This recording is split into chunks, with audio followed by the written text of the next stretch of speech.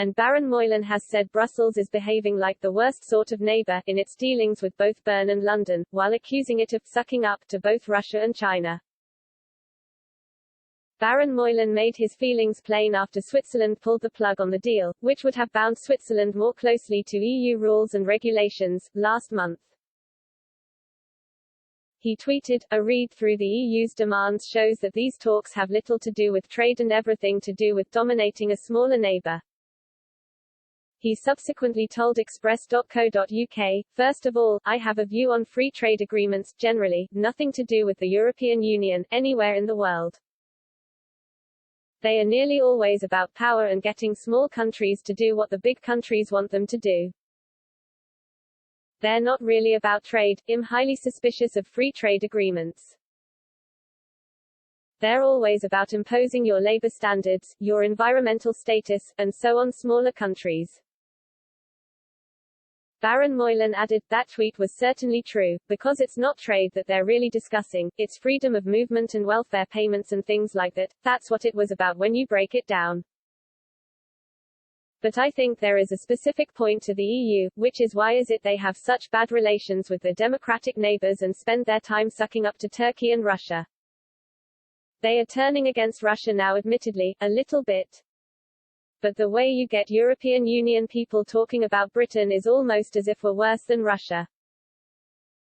And they spend all their time sucking up to China, but when you come from nice, peaceable, democratic, like-minded friendly countries like Switzerland and Britain, they just get aggressive."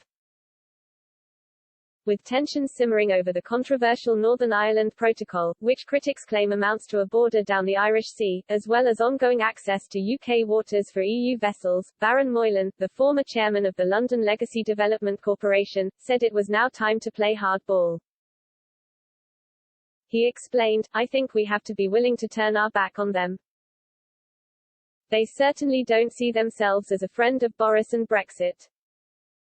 They see themselves as a very cold and legalistic neighbor, the worst sort of neighbor.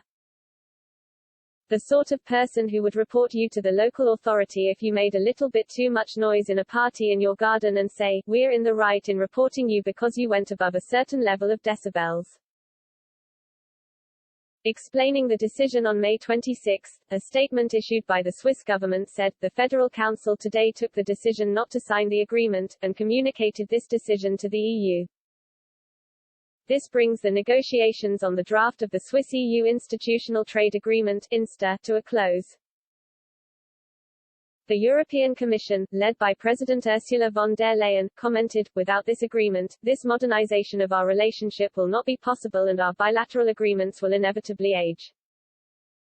50 years have passed since the entry into force of the Free Trade Agreement, 20 years since the bilateral Iron II agreements. Already today, they are not up to speed for what the EU and Swiss relationship should and could be.